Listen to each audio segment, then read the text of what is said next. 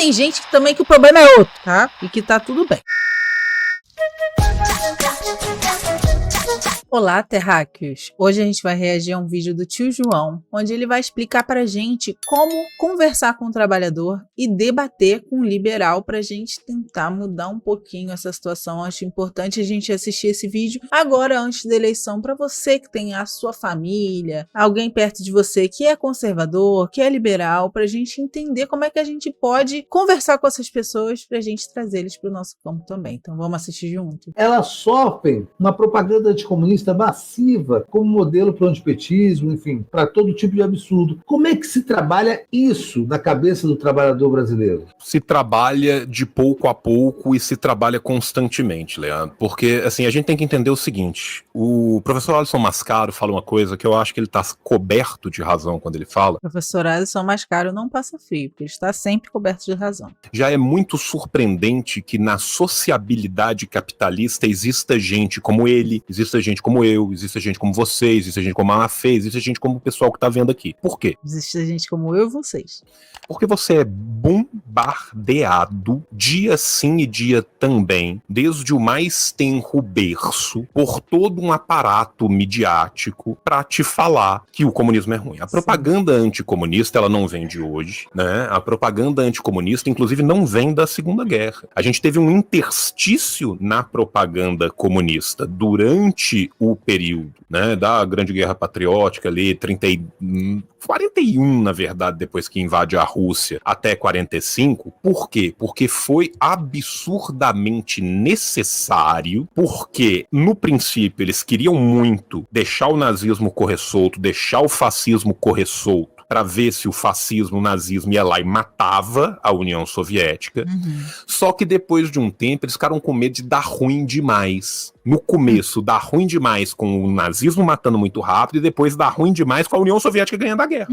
Então aí teve que entrar toda uma política de contenção. Então você vai ter, no pós-Segunda Guerra, um avanço da propaganda anticomunista que vai voltar com ainda mais virulência ali, né, com o neoliberalismo, com o toyotismo, ali no final dos anos 70, anos 80, Thatcher, Nixon e tudo mais, e que volta de novo até hoje, todo momento que for necessário.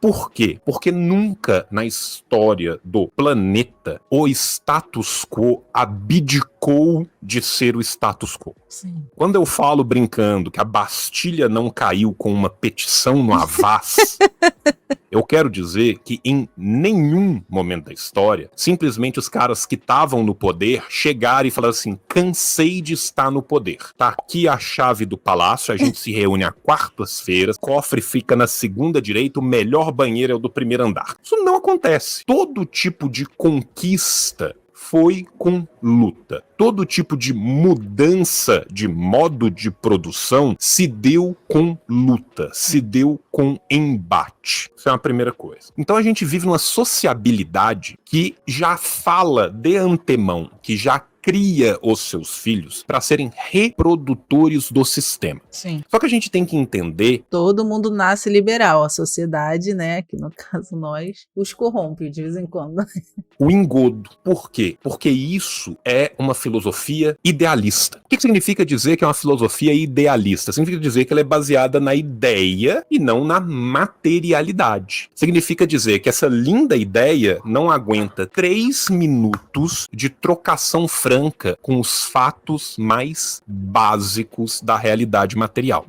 Companheiro é quem divide o pão. Se eu quero trazer as pessoas para o meu lado, se eu quero que elas se tornem os meus companheiros, eu tenho que ter um mínimo de tato com isso também. Se eu chego pra você e falo: porra, Leandro, tu é um imbecil, tu é um idiota, o que você acredita é burro, você é burro. Você vai ficar muito menos aberto a receber o que eu falo depois, se eu começar jogando pedra. Tem gente que tem que jogar pedra? Tem. Tem gente que tem que jogar pedra, inclusive, o resto da vida, porque nunca vai mudar. Tem gente que não vai. Eu conheço uma galera, inclusive, que debateu essa semana. E voltar mais. Tem gente que não está tomada pelo bolsonarismo porque esta pessoa foi inserida, né, numa sociabilidade capitalista e depois ela teve um momento da vida dela que ela teve um pouco mais de dinheiro e aí ela perdeu esse momento, ela não tinha sido politizada e aí ela não sabia para onde ia e aí aparece um discurso fácil. Sim. Por quê? Porque o bolsonarismo, o fascismo, o nazismo, os discursos da extrema-direita são muito fáceis, são muito palatáveis, são soluções simples para problemas complexos. O problema é que na vida real não existe solução simples para um problema complexo. Sim. Porém, senão não obstante, as pessoas sofrem com a materialidade da prática.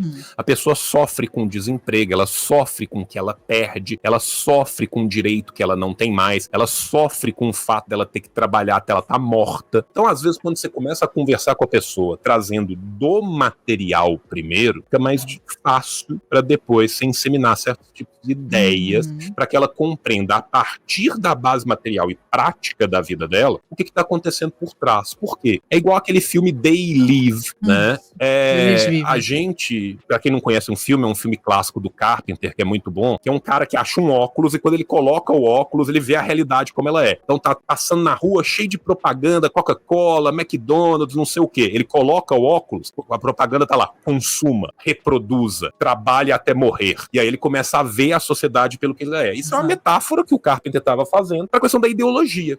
A ideologia é exatamente isso, é um véu colocado na frente das pessoas para que elas não vejam a realidade como ela é. Então o que a gente faz? Primeiro, né, o capitalismo ele é extremamente individualista. Sim. Ele individualiza tudo. Então você não tem sucesso na vida não é porque existem milhões de pessoas explorando em cima de você, não é porque o governo é uma bancada de negócio da burguesia, não é porque as heranças, os grandes herdeiros e os grandes burgueses estão lá, não é por nada disso não, é porque você dormiu enquanto eles dormiam, você não trabalhou enquanto eles dormiam, você não foi empreendedor, você não foi foda, a culpa é toda sua.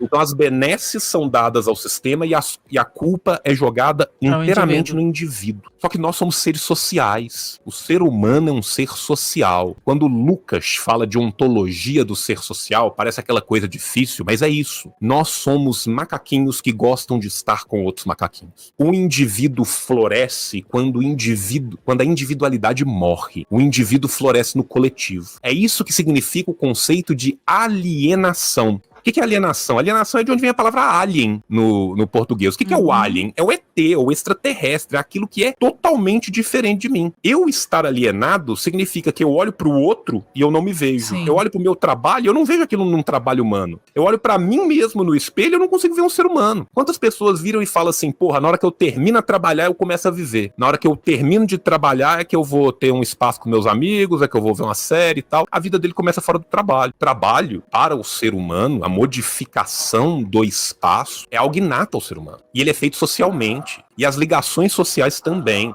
Então as relações de camaradagem, as relações que se tecem quando as pessoas se inserem coletivamente numa luta, são outra teia de relação.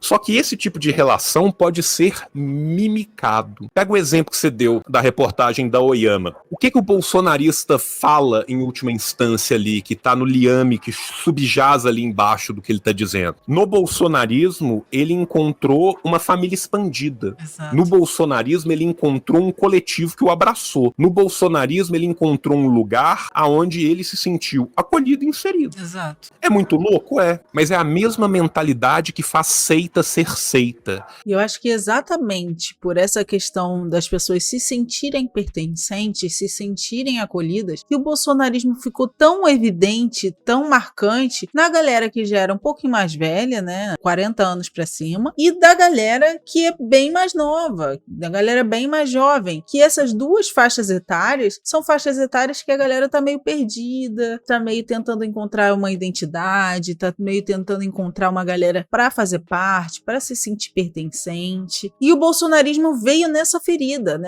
das pessoas se sentirem sozinhas, nessa ferida do que o capitalismo faz, da gente se sentir solitário o tempo inteiro, sabe? E veio trazer como se fosse essa resposta dessa comunidade. Só que a gente sabe que por trás disso tem um monte de coisa ruim e acabaram sendo manipulados cooptados por essa ideologia dominante, bem num discurso antissistema, que é o que o comunismo prega, que é ser antissistema, mas que eles cooptaram essa pauta para fingir que eles são antissistema, sendo que eles não são, eles são muito que bem a favor do sistema, né? E assim, como o tio tá falando, existe tanta propaganda anticomunista desde que a gente nasce até hoje, tá, gente? Stranger Things é uma série que é super anticomunista. Quando a gente vê, o inimigo deles são o quê? São os russos. E eles estão lá desenvolvendo a parada super perigosa na Rússia. Tu pode achar besteira, mas são esses mínimos detalhes, são essas coisas que estão escondidas nos filmes que a gente vê, nas séries que a gente vê, na cultura pop que a gente consome, tão permeadas de ideologia e da ideologia dominante, que é a ideologia capitalista. E se a gente não tiver com olhos atentos, a gente vai cair nessa alienação, que é o que acabou acontecendo com essa galera. E como é que a gente faz? Assim como o tio tá falando, a gente tem que pegar nas dores. Quando alguém da sua família fala, porra, não aguento mais trabalhar, tô ficando não sei quantas horas, trânsito do cacete, aí, em vez de você falar, sei lá, é culpa do Bolsonaro ou algo do tipo, falar,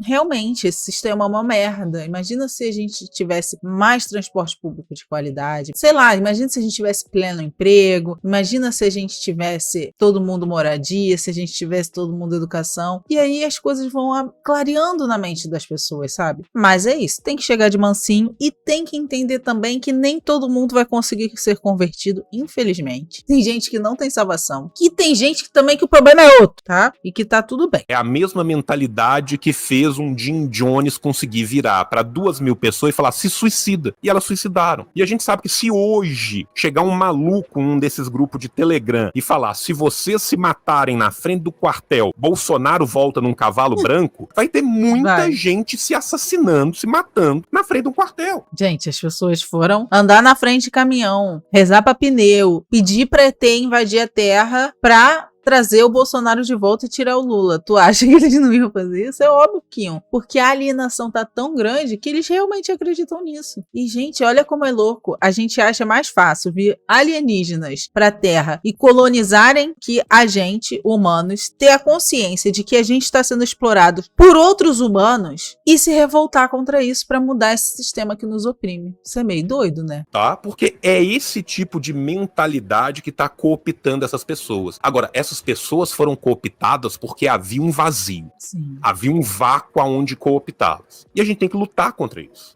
Né? A gente tem que deixar um pouco de resistir e começar a avançar, tá? Resistência é muito bom em chuveiro. Deixar água quentinha, uma delícia. Mas a gente precisa de avançar, tá? E pra gente avançar, pra gente construir, a gente tem que trazer as pessoas para junto de nós numa construção coletiva. Como que isso dá? Através da organização. Lá na frente, quando tiver todo mundo organizado, aí eu começo a discutir. Acho que vocês deviam estar organizados nesse canto de cá. Hoje, por enquanto, a gente precisa de organização. As pessoas, às vezes, querem muito, e é por isso que, às vezes, a gente consegue, com tanta facilidade, trazer tanta gente. Porque o cara ouve a gente falando e fala assim, porra, eu passo pelos problemas que vocês falaram, achei a sua análise boa, achei sua análise super real, bateu com a minha realidade, mas eu não sei o que fazer, eu não sei onde ajudar, eu não sei onde procurar, e a gente começa a falar, não... Ô, João... movimento. E é isso que a gente sempre fala da organização, de organizar o ódio. O que é organizar o ódio? É se filiar a um partido de vanguarda, é estar em algum coletivo, é estar sendo presente em alguma luta popular, MST, MTST, Movimento Algabenário, Grêmio Estudantil, UP, Soberana, qualquer que seja, só se organize de alguma forma, porque a gente só vai conseguir superar esse sistema que tanto nos oprime com a organização da classe trabalhadora. E, obviamente, votem em pessoas no nosso campo. Vou deixar aqui na descrição o site do Voto Esquerda para você ir olhar quais são os candidatos do nosso campo na sua cidade e já anotar para você votar no domingo em pessoas que realmente estão empenhadas em fazer mudanças que vão realmente melhorar a vida do trabalhador e não só o discurso, né? E é isso, espero que vocês tenham gostado. Já deixa o seu like, se inscreve no canal, compartilha esse vídeo e ativa o sininho para não perder nenhuma notificação. Beijos, até o próximo.